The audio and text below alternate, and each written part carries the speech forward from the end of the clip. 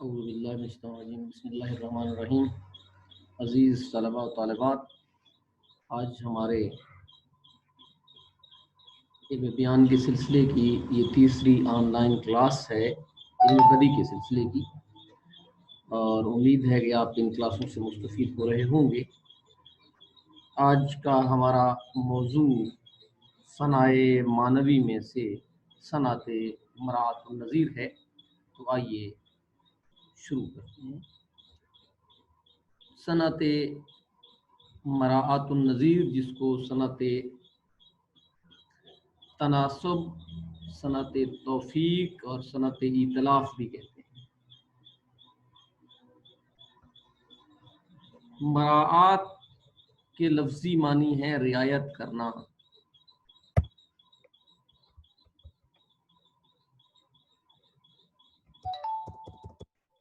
مراعات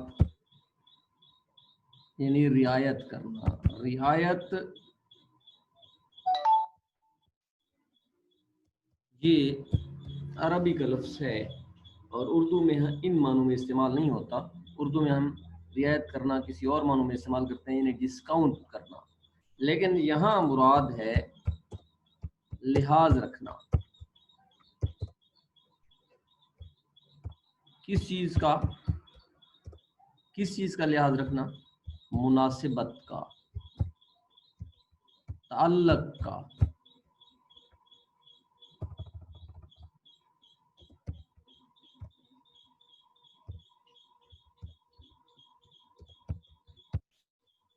یہ لفظی معنی ہے مراد۔ نظیر کے معنی ہیں مثال، ایک جیسی چیز ایک دوسرے کی نظیر کہلاتی ہے۔ اس کی جمع ہے نظائر۔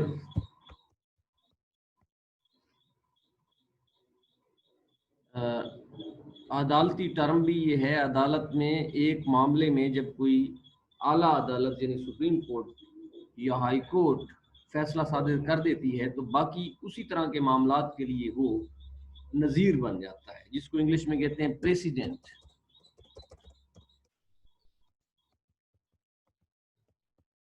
یعنی اس طرح کے جتنے بھی معاملات ہوں گے ان میں اسی فیصلے کو مد نظر رکھا جائے گا، اس فیصلے کی رعایت کی جائے گی، اسی فیصلے کا لحاظ رکھا جائے گا۔ تو مراعات النظیر یا رعایت لفظی، لفظوں کی رعایت کرنا، یہ وہ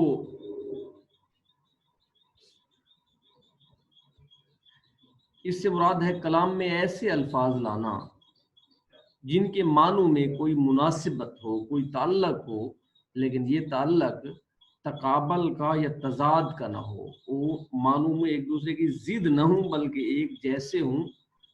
تو ان سب کا تعلق دو ہیں، تین ہیں، جتنے الفاظ ہیں وہ ان میں کوئی اشتراک ہو، ان کے معنوں میں ایک خاص طرح کی مناسبت ہو۔ مثلا بہار کا ذکر ہو رہا ہے تو گل کا، لالا کا، چمن کا، کیونکہ سب کا تعلق بہار سے ہے، ذکر کرنا یہ صنعت مراعات النظیر کہلائے گا۔ یہ صاحب تسہیل البلاغہ نے بھی یہی تعریف کی ہے، کلام میں کئی ایسی چیزیں مذکور ہوں جو باہم کسی قسم کی مناسبت رکھتی ہوں، لیکن یہ مناسبت بطور تضاد کے نہ ہو۔ یہ متناسب چیزیں کبھی دو ہوتی ہیں، کبھی دو سے زیادہ ہوتی ہیں۔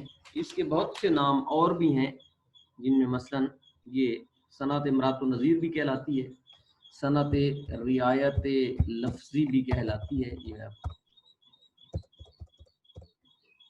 رعایت لفظی اگر اس طرح آ جائے پیپر میں تو آپ کو پتہ چل جائے کہ صنعت تناسب بھی کہلاتی ہے، صنعت توفیق بھی کہلاتی ہے، لیکن یہ نام زیادہ رائج نہیں ہے۔ صنعت تلفیق بھی کہلاتی ہے۔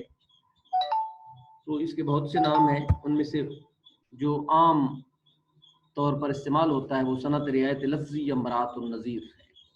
کلام میں ایسے لفظ لانا جن کے معنوں میں کوئی رعایت ہو۔ مثلا میر کا یہ شعر میں نے یہاں نقل کیا ہے चलते हो तो चमन को चलिए, सुनते हैं कि बहारां है, पात हरे हैं, फूल खिले हैं, कम कम बादो बारां है।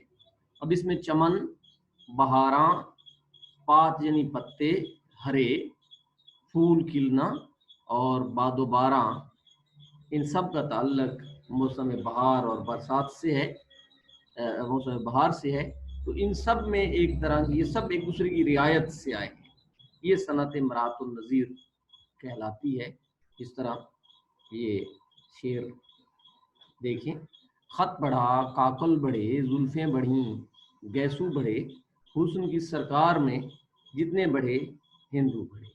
ये सब खत, काकल, जुल्फ़ें, गैसू और हिंदू, ये बालों के मुख्तलिफ नाम हैं, मुख्तलिफ बालों के, मुख्तलिफ जगहों के।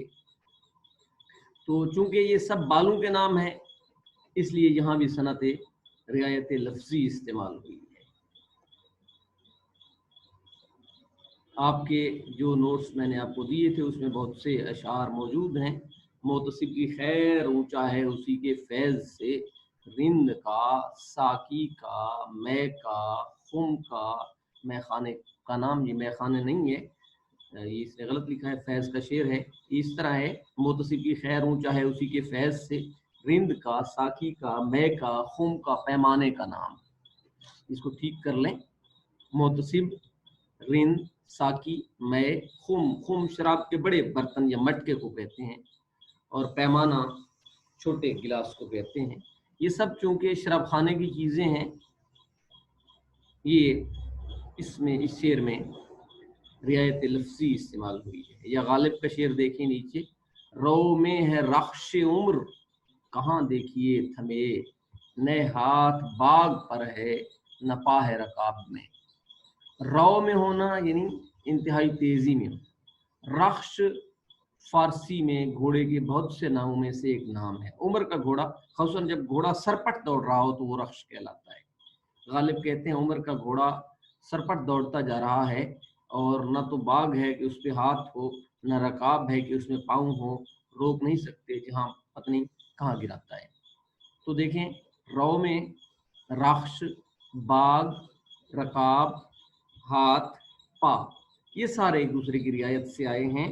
ये घुड़सवारी के इस्तिलाहात हैं, घुड़सवारी के अल्फाज हैं। तो ये एक माहौल पैदा हो जाता है इससे, रियायत लफ्जी से। खाहां थे नखले गुलशन ज़हरा, जो आब के शबनम ने भर दिए थे कटोरे गुलाब के। यानी इसका शेर है, नखल इसके अरबी का लफ्ज़ है जिसके मानी है दरख्त।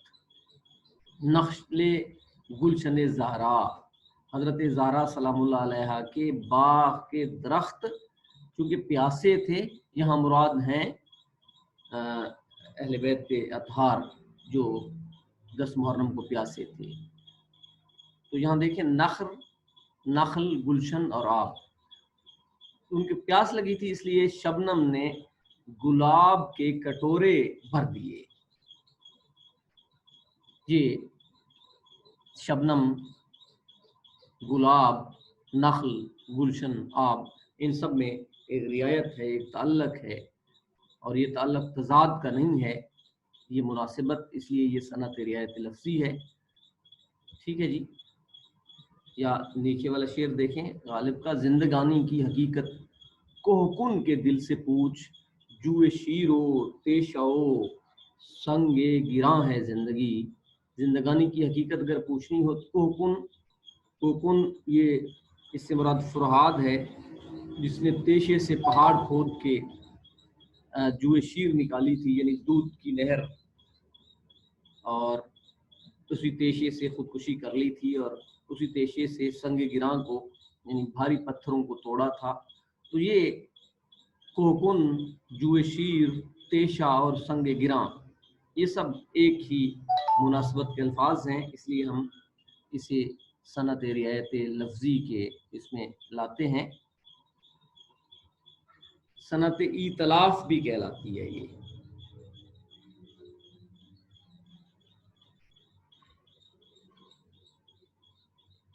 اس میں ایک دوسرا شعر یہاں دیکھیں، صاحب دارالفساد مولوی نجم الغنی رامپوری نے ذکر کیا، جبیں والفجر ہے واللیل گیسوئے معمبر ہے، خط رخ سورہ یوسف ہے ان کے مصحف رخ میں۔ مصحف قرآن کریم کو کہا جاتا ہے، لفظی معنی تو اس کے صحیفے کے ہیں۔ اس کی رعایت سے سورہ فجر اور واللیل اور یوسف کا ذکر ان مناسبت کے سبب سے کر دیا ہے۔ تو ان کی جبین والفجر ہے، ان کے گیسوئے معمبر واللیل ہیں، اور خط رخ جو ہے وہ سورہ یوسف ہے۔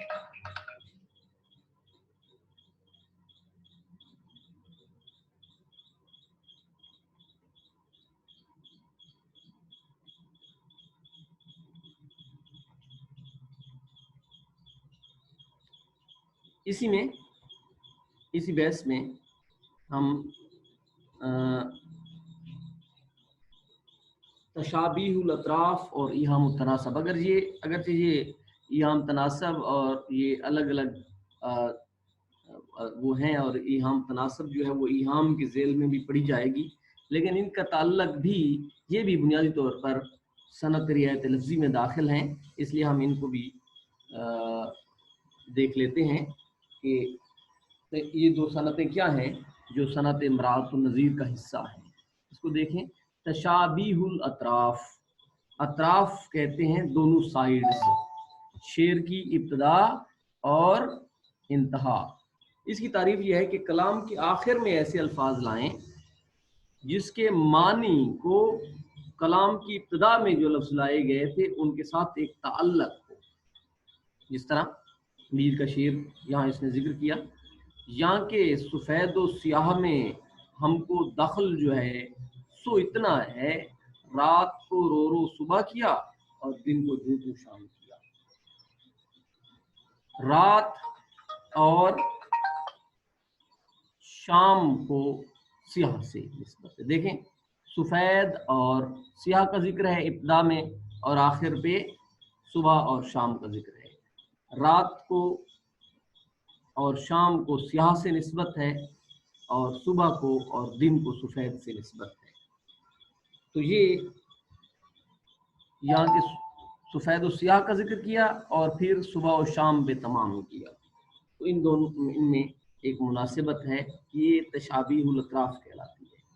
اس کے بعد اگلی جو ہمارے پاس صنف ہے وہ ہے ایہام التناسب، یعنی تناسب یا مناسبت معنی میں نہ ہو، فی الاصل نہ ہو، صرف تناسب کا وہم ہو، گمان ہو، دھوکہ ہو، لگے ایسا کہ ان میں تناسب ہے لیکن ہو نہیں، یہ صنعت ایہام تناسب کہلاتی ہے۔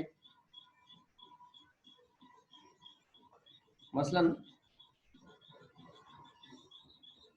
یہ دیکھیں، یعنی ایک لفظ کے دوسرے معنی دونوں میں وہ نہ ہو، تناسب نہ ہو، مناسبت نہ ہو، لیکن ایک لفظ کے دوسرے معنی ایسے ہوں کہ ان میں تناسب کا وہم پیدا ہو جائے۔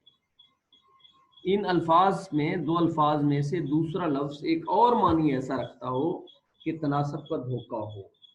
مثلا یہ دیکھیں، بید مجنوں دیکھ کر مجنوں کا آتا ہے خیال، آب شیریں گر پیوں فرہاد یاد آئے مجھے۔ یہ اصل شعر جو ہے یہ فارسی کا ہے، اس کا یہ منظوم ترجمہ ہوا ہے۔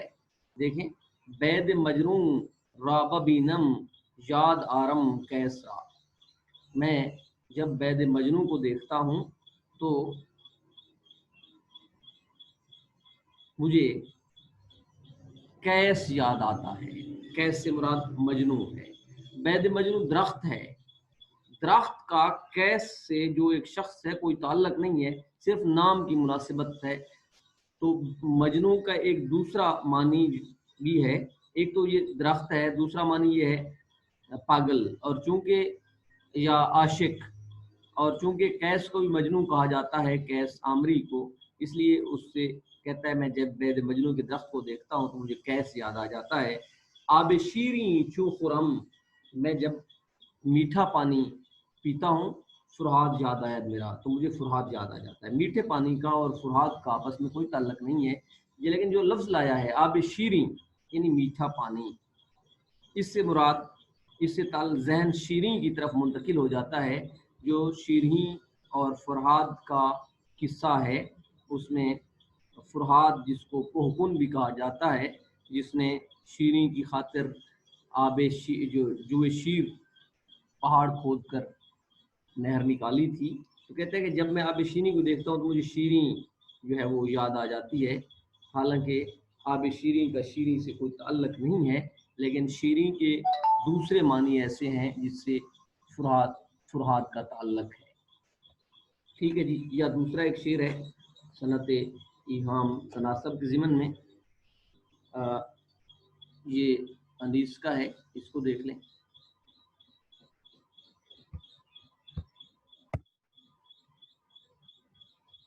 मजलिस को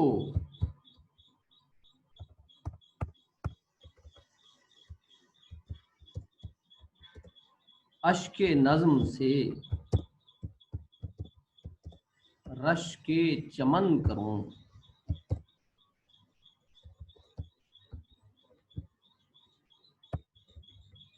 मद्दाहिए हुसैन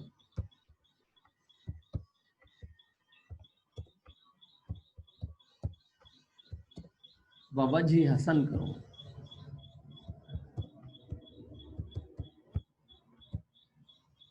यहाँ वजह हसन से मुराद है एक बेहतरीन तरीके से।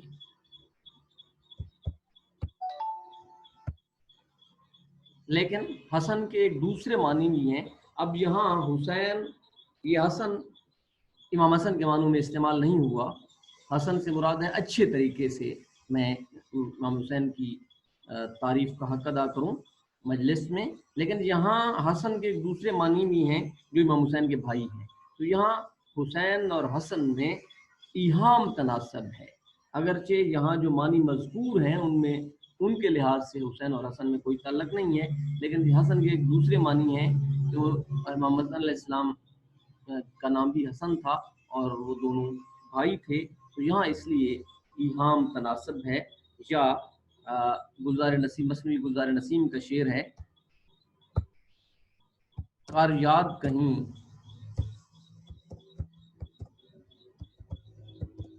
चहे जकन को,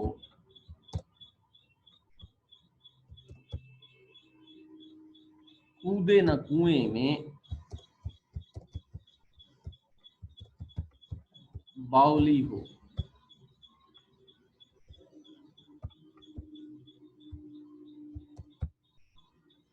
अब चहे जकन, ये ठोड़ी के ऊपर जो एक गहरी जगह सी बन जाती है जिसको डिम्पल कहते हैं, क्या उसको जकन कहते हैं। उसको कुएं से तशबीह दी जाती है क्लासिकल उर्दू शायरी में। कहते हैं कि उसके चहे जकन के ख्याल में कहीं बावली होकर, ये गुल बकौली का जिक्र, कहीं कहीं वो बावली होकर कुएं में न कूद जाए। बावली से मुराद यहाँ जो है वो दीवानी है। लेकिन बावली का एक दूसरा मानी भी है। यहाँ कुएं और बावली में यानी दीवानी में कोई मुनासिबत नहीं है, लेकिन बावली का एक दूसरा मानी भी है और वो है बड़ा कुआं। बड़े कुएं को बावली कहते हैं। खारी बावली या मीठी बावली या दिल्ली के एक मोहल्ले का नाम भी है। तो यहाँ बावली के ये दूसरे मानी के लिहाज से कुएं से उसकी निस्बत बन जाती है। ये इस लिहाज से ये इहाम तनासब का ही शेर है।